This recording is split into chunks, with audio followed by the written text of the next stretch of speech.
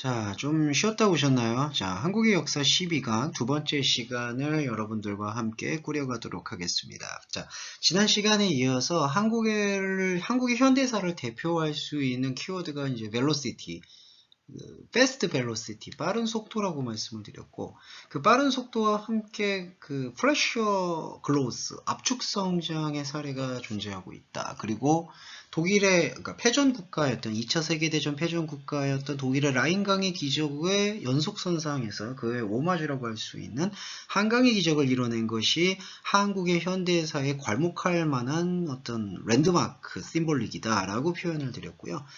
제가 요번에 다시 두 번째 시간 때 말씀을 드릴 수 있는 부분은 어떤 부분이 있냐 하면은 근데 그러한 어떤 빠른 경제 성장을 이뤄내는 반면에 그 그늘도 존재했다. 그러니까 빛이 있었으면은 그림자도 존재했다. 그 그림자를 그런데 그 그림자가 대표적인 게 이제 IMF 그 국가부도 사태였는데 국가부도 위기였는데 그 국가부도 위기조차도 좀 빠른 속도로 리커버리 어빌리티를 가지게 됐다. 회복 능력을 갖추게 되었다라는 부분에 대해서 조금 더 자세히 설명을 드려보도록 하겠습니다.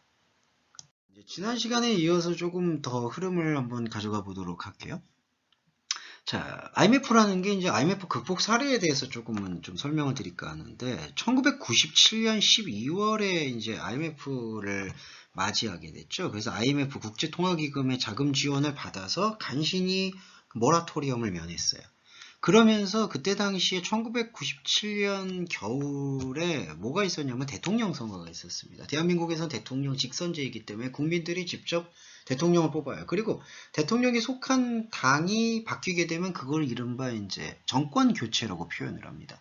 그 전까지는 그 전두환 정권에서 노태우 정권, 김영삼 정권에 이르기까지는 사실은 이게 연속적 정권이었어요. 그러니까 정권이 연속적이었죠. 근데 그 정권이 처음으로 바뀌는 일이 벌어져요. 1997년 12월에 국제통화기금의 자금 지원이 발표가 되면서 여론은 그때 당시에 현 정부 김영삼 YS 정부에 대한 극도의 불신감을 드러냈고 결국에 그 극도의 불신감은 정권 교체로 연결이 됐습니다. 그래서 1998년 2월에 김대중 정부가 들어서요. 이걸 DJ 정권이라고 얘기를 합니다.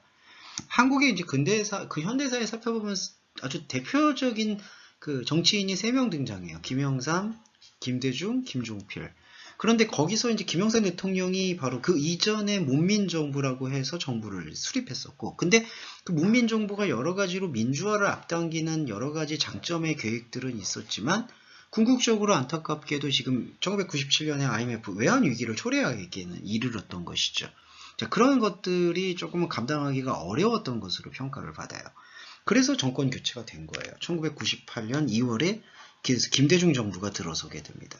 그리고 김대중 대통령은 취임 이후, 그러니까 이 대통령은 어떻게 됐냐면 대통령 들어서자마자 IMF, 그러니까 국가부도 사태를 모면하기 위해서 국제통화기금으로부터 자금 지원을 받아요. 근데 여러분 이 IMF 국제통화기금의 특성은 단지 돈을 빌려주는 걸로 끝나지 않습니다. 이 국제통화기금 IMF가 그 국가에 돈을 빌려주고 나면서 강도 높은 경제 구조조정을 요구하는 게 IMF의 특징이에요. 그래서 상당히 악명 높다. 왜냐하면은 한 국가의 자치적인 경책이나 경제 비전까지 왈가왈부, 그러니까 거기에 대해서 어떤 코멘트를 원하고 실제적인 개선을 원하는 거니까. 그러니까 이런 거죠. 여러분들이 만약에 여러분들의 가계부가 있겠죠. 여러분들의 자금 규모가 있는데 여러분들이 어떻게 돈을 쓰고 어떻게 할지를 다른 사람이 와서 관리를 하는 거예요. 그리고 감시를 한다. 그렇게 생각해 보시면 상당히 좀 치욕적이라고 느낄 수가 있겠죠. IMF 국제통화기금이 바로 그런 역할을 하는 거예요. 돈을 빌려준 대신 우리는 너희들을 못 믿겠다. 제대로 믿었다라면은 너희들이 돈을 제대로 갚을 것이고 국제사회로부터 신용도가 이렇게 떨어지진 않았을 것이다. 이제 그렇게 신용도가 떨어진 상태를 그때 정크 본드 상태라고 표현을 하는데 그런 정크 본드 상태까지 가지 않았을 것이다라고 그 관점을 받기 때문에 그러니까 한국 정부의 입장에서는 국가 부도 위기는 벗어났지만 그러니까 모라토리엄의 크라이시스로부터는 벗어났지만 또 한편으로는 이 국제통화기금의 강도 높은 경제 구조조정에 직면하게 되기 때문에 김대중 대통령 정권이 바뀐 다음에 첫 대통령인 김대중 대통령의 입장은 되게 녹록하지 않았던 거죠. 그리고 근데 김대중 대통령의 놀라움은 그 IMF의 개입을 전면적으로 수용을 해요. 그러니까 당신들이 말하는 그 구조조정과 경제개혁, 그러니까 이노베이션 에코노미의 그 취지와 정신을 그대로 받아들이겠다. 그래서 경제개혁을 착수를 합니다. 이렇게 경제개혁을 착수하게 되면서 장점이 뭐였냐면은 경제 패러다임이 바뀌어요. 그러니까 그 전까지는 한국이 그 중화공업이라든지 농업, 그러니까 2차 산업, 3차 산업, 2차 산업이라고, 1차 산업, 2차 산업이라고 말하고, 1차 산업이 농업 규모고, 2차 산업이 어떤 그 산업혁명 시대에 어울릴 법한 그 중화공업 위주였었던 거죠. 그러니까 국가 주도로 그때 당시까지는, 그러니까 군사독재에 이어져서 문민정부까지는 국가 주도로 기업이 움직였어요. 그러니까 국가가 뭔가를 발표하면 그걸 따라가는, 어떤 기업이 그것을 따라가는 형태였는데, 더 이상 그렇게 해서는 경제개혁을 이루어질 수가 없다라는 것을 알기 때문에 대한민국이 새로운 콘텐츠 시장, 콘텐츠 마켓을 향해서 눈을 돌린 게 바로 IT 산업 장려 정책입니다. 그리고 두 가지였어요. 두 가지. 자, 새로운 어떤 콘텐츠 창출은 IT 쪽이었고, 또 하나는 그 규모만 커지는 기업 간의 사업을 통폐합시키는 어떤 그런 구조조정. 그러니까 이게 바로 스트럭처 컨시스트 구조조정을 이제 움직였던 거죠. 그러니까 그때 당시에 너무 뭔가 국가가 지원을 해주고 망하지 않겠지 하는 어떤 그런 믿거니 하는 마음과 어떤 그 근거 없는 안정감으로 사업의 규모를 그냥 대책 없이 키워왔던 게 사실이었어요. 그러니까 그거를 이제 그 대기업이라고 표현을 하는데, 그 대기업 혹은 족벌기업, 그리고 한국어로 그런 것들이 대표적 고유명사가 바로 재벌입니다. 그러니까 재벌의 중심으로 직원들을 너무 많이 뽑고, 그리고 재벌이 돈이 당장 되지 않는 사업을 무리하게 확장을 했었던 게 IMF 당시 상황의 대한민국 경제 상황이었던 거죠. 바로 그러한 어떤 문제점들을 개선하기 위해서 대기업들을 과감하게 통폐합하고 구조조정하는 것들을 조금 계속해서 촉진시켰다. 그래서 두 가지 방면에서 촉진이었죠. 새로운 콘텐츠 마켓이라고 할 수 있는 IT 산업을 계속해서 육성했고, 또 한편으로는 갈수록 비대화제이고 거대화제였던 대기업들 간의 교환 및 통폐합을 통해서 경제 재건을 도모시킨 일. 자, 그런 일들을 하는 한편, 자, 한국은 또 남북 관계가 있잖아요.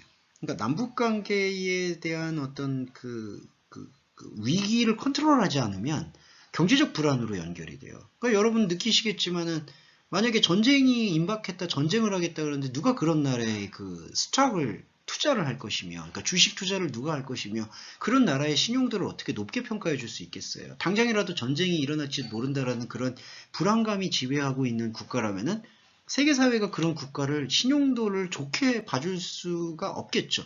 그러면은 이런 거를 한반도에서는 어떻게 해야 되느냐? 그 크라이시스 매니지먼트를 해야 되는 거예요. 그러니까 위기 관리를 해야 되는 거죠. 그런데 김대중 대통령이라고 평가받는 그 새로운 정권 교체의 주역의 정부는 그 크라이시스 매니지먼트를 비교적 잘 컨트롤했다라는 평가를 받습니다. 2000년 6월에 남북 정상회담을 개최해서 경제의 새로운 활력을 또한 불어넣었던 거예요.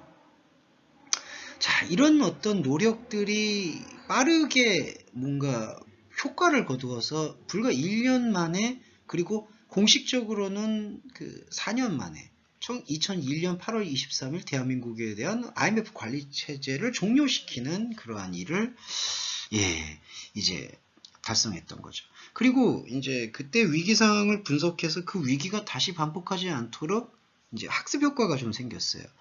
그때 1997년에 IMF 외환 위기가 일어나게 되는 그 결정적 계기가 뭐였냐면은 외환 보유고가 떨어졌기 때문에, 외환 보유고가 형편없이 없었기 때문이에요. 그러니까 외화가 뭐냐면은 달러일 수 있고, 중국의 경우로 말하면 위안화죠. 그러니까 기축 통화예요, 이 부분이. 근데 기축 통화에 대한 보유량이 그 부족하게 된다라 그러면은 언제든 사실 외국에서 그 자신들이 빌려줬던 돈을 회수하겠다라는 상환 압력을 주게 되면은 그대로 이 국가는 무력하게 무너질 수가 있는 그런 경제체제, 취약한 경제체제를 가질 수가 있거든요. 이제 그거를 이제 충격을 완화시키기 위해서 대한민국 정부는 그 1997년 IMF 사태 이후에 계속해서 꾸준히 외환 보유액을 늘려왔어요. 그러니까 이 달러를 많이 보축했다, 이렇게 생각하시면 될 것 같아요. 그래서 외환위기 당시에는 39억 달러, 이거 상당히 적은 액수죠. 한 국가를 운영하고 있는 외환 시스템에서 39억 달러까지 외환 보유고가 떨어졌다라는 것은 이게 모라토리움이에요, 한마디로. 이 모라토리움의 위험이 가장 극대화됐었던 게 1997년의 상황이었는데, 그 대한민국이 그 다음 해인 1998년 말에 39억 달러에서 520억 달러로 외환 보유고를, 이게 몇 배가 되죠? 거의 15배 이상으로 증가시켜요. 그러니까 외환 보유액을. 그리고 2001년에는 1200억 달러.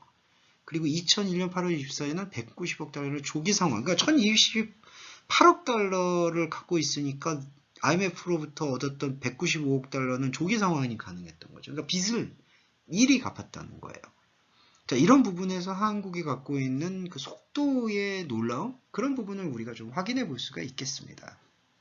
자, 그리고 이제 현대 한국사를 또한 빼놓을 수 없을 때, 이제 제가 첫 번째 시간에 말씀드렸던 그 에듀케이션 패션이 있었죠. 교육열에 대한 부분.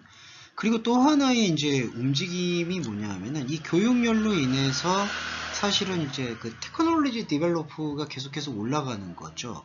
그러니까 이제 그 기초 역량이라고 이거를 표현하는데, 파운데이션 어빌리티라고 표현을 하는데, 이제 기초 역량이 올라가려면은 그게 에듀케이션 패션하고 그리고 테크놀로지 디벨로프가 같이 움직여야 돼요. 많이 배운다, 많이 공부한다라는 그 목적이, 우리 한국의 역사를 돌이켜 봤을 때 과거에 이제 조선 시대에서는 뭔가 그 테크놀로지나 사이언스, 과학이나 기술, 그리고 그 에코노믹, 그 경제적 능력, 아니면은 공학적 가치관, 이런 거에 집중하지 않았다 보니까, 곧 실용적인 학문에 대한 투자가 부족하다 보니까 조선시대에서는 추상적인 어떤 학문에 대한 철학이라든지 인문학이 강조가 됐었죠. 인문학도 되게 중요한 거예요, 여러분. 그런데 인문학만 강조가 되고 실용적이라고 할 수 있는 사이언스나 테크놀로지, 그 다음에 메딕스, 그렇죠? 의학, 그 메디컬 사이언스 같은 부분들이 그리고 바이올로지스, 그 다음에 생명공학, 이런 부분들이 발전이 안 되다 보니까 인문학만 비대하게 커지니까 그게 교육의 불균형, 언밸런스한 사건을 초래했던 거죠. 현대의 한국은 그러한 어떤 언밸런스를 극복하기 위한 최선의 노력을 기울인 에듀케이션 패션이었다고 볼 수가 있어요. 그러니까 그때 교육열이 여러 가지 문제점도 있겠지만, 현대 한국에서의 교육열은 실용주의적 학문에 대한 과감한 투자가 여러 가지로 주요했고 효과를 거뒀다라고 평가를 받는 거예요. 그래서 국민이, 그러니까 제가 아까 방금 말씀을 드렸듯이 10명 중에 9명이, 그러니까 20대 청년 10명 중에 9명이 대학에 진학할 정도로 정말 아주 최상위 클래스의 그 에듀케이션 패션을, 교육 열정 지수를 함유하고 있죠. 자, 그랬는데 그 높은 교육열로 인한 어떤 시너지 효과는 대한민국의 기술 발전, 테크놀로지 디벨로프가 혁신적으로 이렇게 점핑할 수 있게 되는 계기인 거예요. 왜냐하면 많이 배우는 어떤 입장들이 계속해서 상승이 되니까. 그래서 이제 많은 배움에 대한 열정들이 기술 발전으로 연결이 됐죠. 자, 그 기술 발전으로 연결되고 지금 텍스트가 금방 넘어왔는데, 자, 기술 발전이 연결이 되고, 그 다음에 교육열이 합치가 되니까, 그 국민 총생산량인 GDP가 올라가고, GDP가 올라가면서 경제 규모가 확장이 되면은, 이 세계 지구촌이라는 것은 글로벌 에코노믹 시스템이라는 것은 어떤 한 국가만이 잘한다라고 될 수 있는 게 아니라 트레이드를 통해서 이루어지잖아요. 수출과 수입, 곧 무역, 트레이드를 통해서 성장을 하기 때문에, 경제 규모가 커지는 나라에 대해서 세계적으로 존재감이 없을 수가 없습니다. 미국이 그렇잖아요. 중국도 마찬가지죠. 베트남도 마찬가지입니다. 경제 규모가 커지면 커질수록 그것이 인터내셔널 인터텍슈럴, 그러니까 국제적 상호관계에 영향을 받는 거예요. 그 국제적 상호관계의 영향에서의 그 존재감 부각의 대표적인 사례가 한국에서는 2002년에 있었던 한일 월드컵입니다. 제가 여기 지금 글자를 잘못 적었어요. 2020년이 아니라 2002년입니다. 2002년에 한일 월드컵이 개최가 됐어요.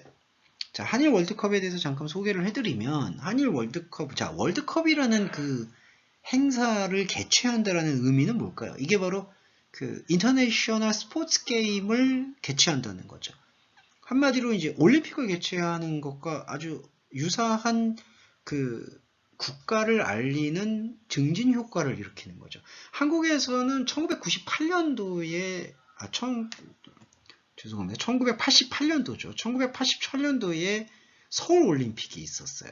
그래서 1988년도에 서울 올림픽을 유치함으로써 한국이 개발도상국이 아니라 더 이상 개발도상국이 아니라 그 어떤 세계적인 중요성과 글로벌 스탠다드와 어깨를 나란히 할 수 있는 국가다라는 것을 알리게 되는 전폭적 계기였다면 이제 1997년에 IMF의 위기를 관통하고 난 다음에 2002년에 월드컵을 개최함으로 인해서는 이게 어떤 그때 당시 이제 OECD 국가에도 가입을 하거든요.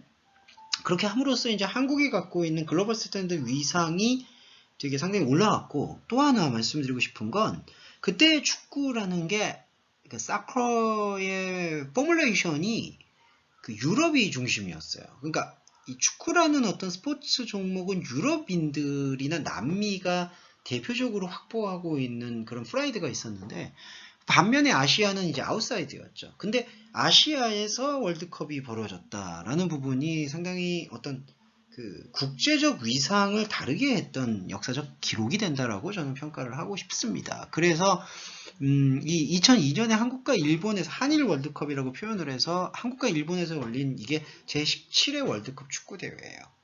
이건 아시아에서 열렸던 첫 대회입니다. 아시아에서는 현재 그 다음에 요번에 이제 있는 월드컵이 카타르에서 있는데, 이 중동 지역하고는 조금은 이 중동 지역을 이게 서아시아인데 서아시아 지방하고 이 동북아시아, 동아시아 지방을 조금은 분리해서 보는 경향이 있기 때문에 동아시아에서 열린 첫 대회라고 하는 기념비적인 의미가 있죠. 그리고 한국과 일본이 월드컵 대회에서 유일하게 공동으로 개최를 했어요. 그래서 브라질이 이때 피파 월드컵 우승을 달성했었고요. 한국은 사상 최초로 월드컵 4강 진출에 성공해서 최종 4위를 기록하는 최고 성적을 기록합니다. 이건 아시아 국가에서도 아시아 국가 전체에서도 최고 성적이에요. 물론 터키가 있었지만 터키 같은 경우는 유럽으로 속하고요. 유럽 리그로. 아시아가 거둔 성적 중에는 가장 높았던 성적이 바로 최종 4위였습니다. 그러니까 이게 이제 현대 한국사에서 대표적인 그 역동성을 상징하고 있는 월드컵에 대한 이야기를 말씀드렸어요. 자, 한일 월드컵의 구체적 그 개최 배경에 대해서 좀 설명을 드릴까 하는데요. 이 개최를 월드컵을 개최한다라는 거는 제가 아까 방금 말씀드렸지만 그 국가적 위상과 연결이 돼 있죠. 그러니까 국가의 경제적 규모와 그리고 문화적 상호 교류가 세계적인 중요도를 어느 정도 확보하고 있을 때 그런 개최가 가능하다는 거예요. 그러니까 여러분 아시겠지만 올림픽을 개최한다든지 그리고 월드컵을 개최한다든지, 지금은 이제 2000년대 이후에는 좀 패러다임이 달라졌어요. 지금 코로나19 사태로 도쿄올림픽이 연기가 되는 좀 가슴 아픈 일도 벌어지기도 했는데, 지금은 그래도 그 위상이, 그 포지션이, 밸류 포지션, 가치 포지션이 조금 낮아졌지만, 이때 당시만 해도 월드컵이나 올림픽과 같은 그 인터내셔널 스포츠 게임에 대한 그 국제적 위상을 이렇게 바라보는 바로미터는 상당히 그 기준이 높았었습니다. 그래서 이 개최 배경이 상당히 그 한 국가의 국가적 위상을 높일 수 있는 하나의 효과적인 홍보 마케팅 전략이라고 볼 수가 있었죠. 그래서 계속해서 한국이 이제 시도를 했던 거예요. 그리고 마찬가지로 동북아시아의 또 중요한 국가 중에 하나라고 할 수 있는 재팬, 일본도 이것에 월드컵 유치에 노력을 기울였던 거죠. 그 유치의 노력 결과로 1996년 5월에 피파 총회를 통해서 한국과 일본이 공동 개최국으로 제17회 월드컵 대회의 개최지를 선정이 됩니다. 그래서 이제 본래 월드컵 유치 준비가 일본이 먼저 시작을 했었어요. 근데 이제 이런 게 이제 그 일본에서 약간 그때 당시에는 이게 컴플렉스였는데, 일본이 월드컵에서 예선을 통과하고 본선에 진출한 경험이 없었었어요. 예, 그러니까 그렇기 때문에 그 1994년 월드컵에서 예선 통과하고 본선에서 독일, 스페인 등 축구 강국과 겨루어 본 적이 있었던, 그러니까 이 축구 경험이 있고 승리의 경험이나 이제 그런 어떤 움직임이 있었던 한국에서 개최해야 된다는 주장이 이제 힘을 얻었던 거죠. 그래서 본래는 공동 개최라는 게 있을 수 없는 상황이었다라는 지적을 받았지만 결국에는 한일이 이제 동등하게 그 서로 국가를 분배하고 나누면서 월드컵을 개최하는 그러한 쾌거를 이뤘다라고 볼 수가 있어요. 그래서 그 당시에 피파 집행위원자들, 이 집행위원장들이 총회에서 그 집행위원들이 투표를 통해서 개최국을 선정하는데 그 개최국을 선정하는 과정에서 만장일치로 한국과 일본 양국의 동동 개최를 선언했고 공식 명칭의 우선권은 한국이 그러니까 명칭에 있어서의 이제 우선권을 한일 월드컵이라고 표현을 하잖아요. 그걸 이제 공식 명칭의 우선권이라고 표현을 하는데 그 우선권은 한국이 먼저 얻고 그다음에 결승전은 일본에서 개최하는 방식으로 협의가 마무리됐다. 그래서 2002년 한일 월드컵은 동북아시아가 더 이상 그 스포츠의 변방이 아니라는 사실을 알림과 동시에 한국의 입장에서는 사실 IMF라는 국제통화기금의 위기와 경제적 에코노믹 크라이시스도 있었지만 그러한 것들이 한국의 위상이나 글로벌 포지션을 훼손할 수는 없다. 그런 부분들을 다시 한번 재확인해준 유의미한 사건이라고 평가를 받습니다. 그리고 또 하나의 기록이 있어요. 이제 2010년도로 넘어가서 서울 G20 정상회의가 이제 개최가 됩니다. 자, G20 정상회의라는 게 뭐냐면은요, 이게 이제 그 G20, 그러니까 세계 주요 경제국들의 정상이 모이는 5번째 모임이었어요. 그러니까 그 펀드 마켓, 그 다음에 글로벌 에코노미에 대한 부분들을 주로 다루는데, 그러니까 그 세계의 경제적 흐름과 그리고 통화 시장에 대한 그 어떤 인도 안내 이런 부분들을 계속해서 이루는데 이거를 이제 개최하는 국가의 포지셔닝이 상당히 중요하게 대표가 되는 거죠. 5번째 회의를 서울에서 그러니까 이 사우스 코리아의 캐피털인 서울에서 이 G20 정상회의가 개최가 됐습니다. 그때 G20 정상회의의 주요 국가들이 이제 뭐 중국, 미국, 독일, 그다음에 중동의 여러 국가. 자, 이런 부분들, 그러니까 중요한 정상들이 모여서 금융시장과 세계 경제에 대해서 논의를 하고, 그 다음에 유의미한 결과들을 도출을 했는데, 그런 것들이 어떤 걸 도출했느냐 하면은, 그 G20 정상회의 같은 거를 유치했을 때 기대 효과가 이런 게 있어요. 뭐냐 하면, 세계의 중심 국가로 도약을 했다라는 것을 상징적으로 나타나는 거죠. G20 정상회의, 그러니까 세계 각국의 정상들이 모이는 거잖아요. 대통령들이 모이거나, 뭐 주석이 모이거나, 그러니까 최고 지도자들이 모여서 어떤 영향력 있는 발언들을 행사하는 그런 개최지로서 선정이 된다는 건 세계의 아웃사이더가 아니라 인사이더라는 것을 변증하는 가장 상징적인 모습이다. 그리고 이게 바로 세계 경제 질서를 그 다른 국가들이 그냥 짜놓은 어떤 인터내셔널 그 트래디션 속에서 그걸 따라가야 되는 게 아니라 국제 질서를 주도할 수 있는 새로운 판을 짜는 그러니까 그 뉴 패러다임을 구상하고 설계할 수 있는 나라로 한국이 도약을 했다라는 어떤 중요한 의미를 지니는 거죠. 그게 G20 정상회의의 기대 효과예요. 그래서 이 G20의 그 기본 가치라는 게 세계 주요 정상들이 피츠버그 정상회의에서 G20을 글로벌 거버넌스의 최상위 협의체로 선언했다. 그러니까 처음에 G20 정상회의의 그 처음 취지가 뭐냐면 글로벌 거버넌스의 최상위 협의체. 그러니까 세계 경제와 국제 질서를 수립하는 데 있어서의 하나의 스탠다드를 바로 이 G20 정상회의를 통해서 선언하고 지속한다. 이런 맥락인 거죠. 그러니까 인권과 휴머니티에 대한 부분은 유엔이 담당을 하고 그리고 그 건강과 전염병, 감염병에 대한 부분은 WHO가 가능을 하고 그런데 이 G20 정상회의는 글로벌 거버넌스에 대한 그러니까 그 세계적인 펀드 마켓과 글로벌 에코노미, 그러니까 세계 경제에 대한 그 새로운 흐름과 판을 제시를 하는 데 있다는 거예요. 그래서 G20에는 세계 질서의 구심점으로 이게 단지 에코노믹에 머무는 게 아니라 에너지, 자원, 그리고 그 웨러 디퍼런스, 기후변화, 그리고 기아 빈곤 여러 글로벌 이슈들을 논의하고 그 글로벌 이슈들에 대한 솔루션을 제공하는 그 센터 오르가네이션으로서 G20 정상회의가 기능을 하고 있고 지금도 그렇게 기능을 하고 있는 거죠. 그러니까 이게 또 아시아 국가로서는 최초로 여기서 개최가 됐어요. 서울에서.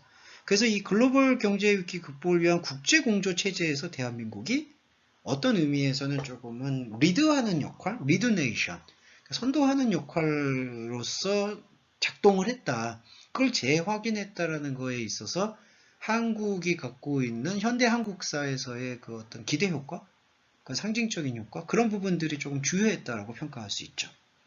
네, 자, 두 번째 시간까지 봤고요. 세 번째 시간 때 다시 한번 좀 살펴보겠습니다.